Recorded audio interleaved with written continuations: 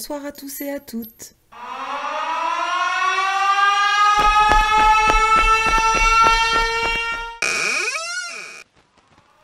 Bonsoir à tous et à toutes. Je vous souhaite la bienvenue dans ma Panic Room, où je vous propose de vous réfugier et d'en profiter pour découvrir les livres les plus mystérieux de ma bibliothèque. Alors faites comme chez vous, installez-vous sur ce bon fauteuil et plongez avec moi dans les mystères de la littérature.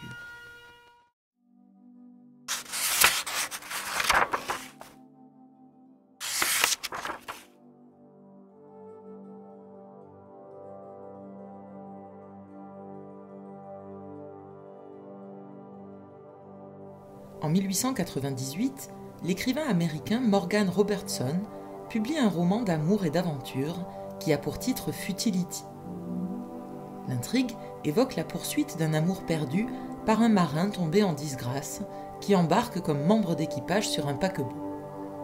Mais lors d'une traversée de l'Atlantique, le navire heurte un iceberg et sombre dans les profondeurs de l'océan. Étrangement, cette histoire fictive semble raconter un célèbre naufrage bien réel, celui-là, mais qui n'aura pourtant lieu que 14 ans plus tard, celui du Titanic.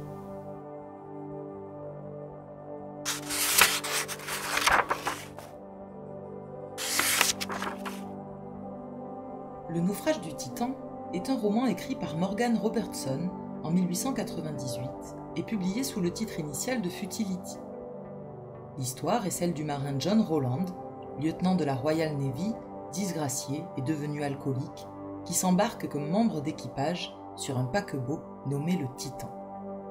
Ce navire, dont le nom est déjà étrangement proche de celui du Titanic, est aussi décrit de façon troublante comme le célèbre paquebot.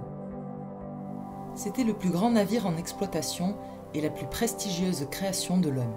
Toutes les sciences et tous les corps de métier connus de notre civilisation avaient contribué à sa construction et assuré sa maintenance. Insubmersible, indestructible, il transportait le nombre minimum de chaloupes qu'exigeait la loi. Au début de la traversée, John Rowland est le témoin d'un incident fâcheux. Le paquebot percute un voilier et ne s'arrête pas car il vogue à pleine vitesse, respectant là un principe de navigation assez discutable.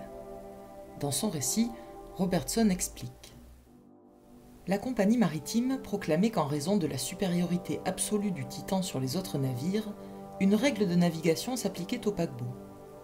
Que le temps soit brumeux, orageux ou ensoleillé, il devait naviguer à pleine vitesse sur la route de navigation nord.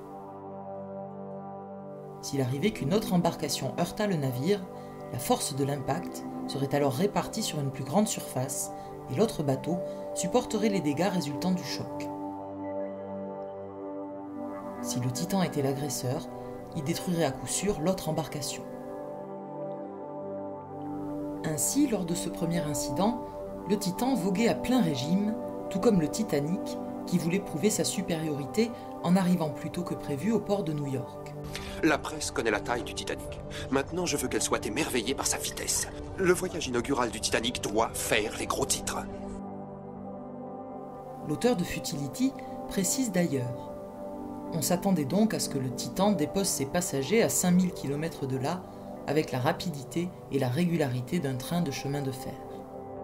Mais témoin devenu gênant, John Rowland se met à dos le capitaine et les officiers qui tentent de le perdre en le droguant et en l'envoyant comme vigie en dehors de ses heures de quart.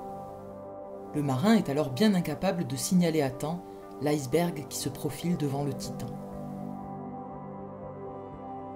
Le récit que Robertson propose du naufrage, écrit en 1878, est alors particulièrement déconcertant. Malgré l'ordre arrière-toute, le navire percute la glace par tribord, glisse à la surface avant de basculer sur le côté. Les cloisons étanches sont inutiles, car le bateau est percé sur tout le flanc. Les canaux, qui sont insuffisants et fixés par de solides cordages, ne peuvent être mis à l'eau à temps. Le paquebot se dresse enfin à la verticale, proue en l'air et hélice hors de l'eau.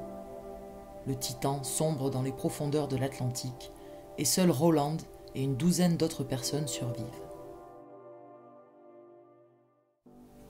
Aujourd'hui, le récit de cette catastrophe évoque invariablement à nos yeux celle du Titanic. Mais le roman de Robertson est peu notable lors de sa sortie et ne connaîtra un succès imprévu qu'en 1912.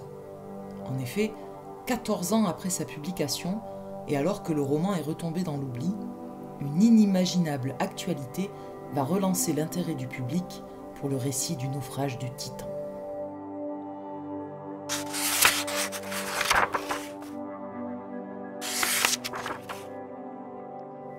En avril 1912, le plus grand désastre maritime de tous les temps, l'imprévisible et proprement incroyable naufrage du Titanic, va frapper de stupeur le monde entier. Lors de son voyage inaugural de Southampton à New York, le fleuron de la White Star Line, le réputé insubmersible Titanic, s'abîme sur un iceberg et sombre dans les profondeurs de l'océan Atlantique.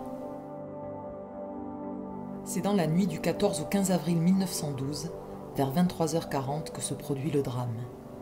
Alors que le Titanic avance à toute allure dans le brouillard, les veilleurs Frederick Fleet et Reginald Lee, installés dans le nid de pie du mât avant, signalent un iceberg droit devant. Merde! L'officier de quart William Murdoch fait virer le navire vers bâbord, stopper les machines et demande une marche arrière toute. Mais le navire vire trop lentement et heurte l'iceberg par tribord. Le choc ouvre une voie d'eau dans la coque sous la ligne de flottaison. Les portes étanches sont alors immédiatement fermées, mais l'eau a déjà envahi trop de compartiments. À partir de maintenant, quoi que nous fassions, le Titanic va sombrer. Mais ce paquebot ne peut pas couler. Il est fait d'acier, monsieur, je vous assure qu'il peut couler. Et il coulera. Et le navire sombre petit à petit dans les eaux glaciales de l'Atlantique. Je pense que vous allez avoir vos gros titres, monsieur Ismay. Le terrible naufrage, qui entraîne la mort de plus de 1500 passagers et membres d'équipage, fait la une de tous les journaux de la planète. Transportant la jet-set de l'époque, comme les classes sociales les plus pauvres, le drame touche tout le monde et crée un véritable choc planétaire. Et l'abominable tragédie va évidemment relancer l'intérêt du public pour Futility. Beaucoup, en effet, sont de plus en plus stupéfaits de découvrir un grand nombre de curieuses corrélations et d'étonnantes similitudes, difficilement explicables, entre la catastrophe et l'histoire imaginée par Morgan Robertson 14 années plus tôt. Tout d'abord, il est assez étrange que l'auteur ait décrit un tel paquebot à son époque. À la fin du XIXe siècle, en effet, un navire ayant les caractéristiques du Titanic n'existe pas, et ce dernier ne sera d'ailleurs conçu qu'en 1907. Mais si en 1898, la technologie ne permettait pas encore de concevoir un tel bâtiment, Robertson semble assez instruit sur la marine de son temps pour avoir pu l'imaginer.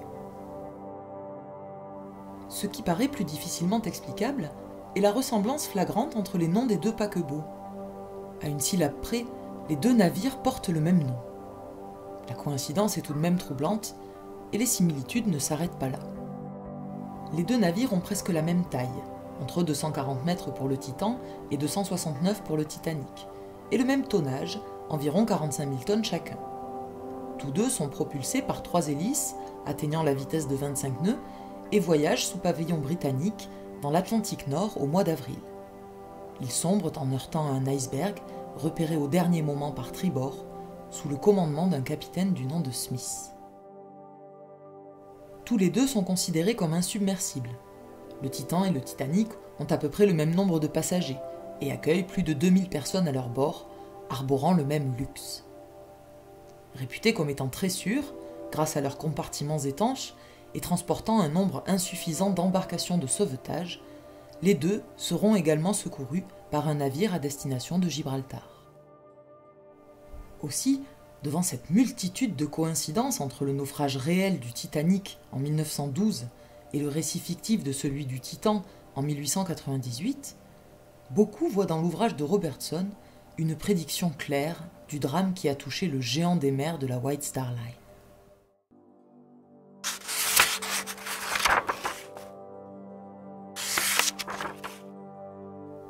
Il existe évidemment de nombreux points qui divergent entre les deux histoires, comme par exemple le nombre de 13 survivants seulement sur le Titan, alors qu'environ 700 personnes ont survécu au naufrage du Titanic.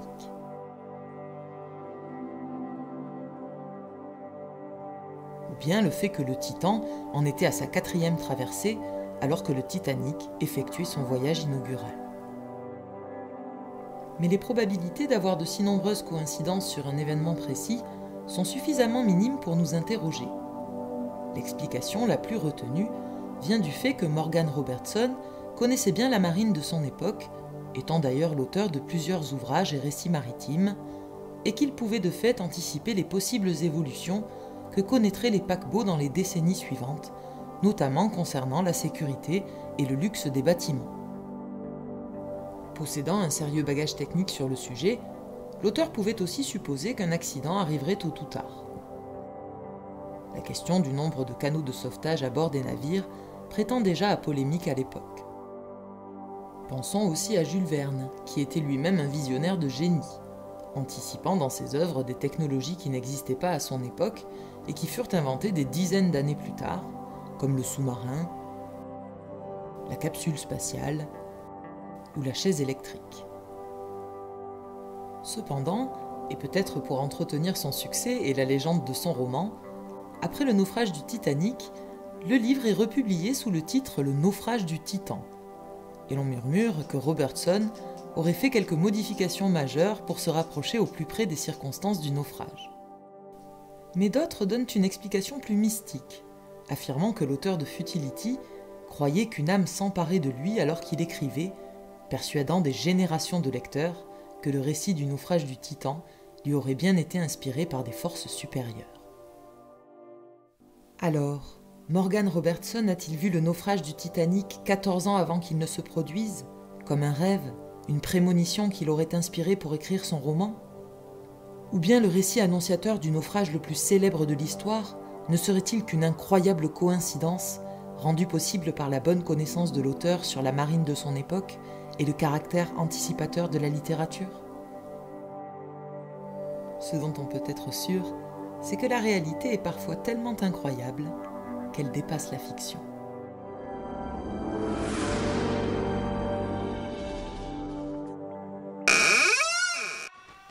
Je vous remercie d'avoir regardé cette vidéo et vous dis à très bientôt pour découvrir ensemble de nouveaux livres étranges et mystérieux.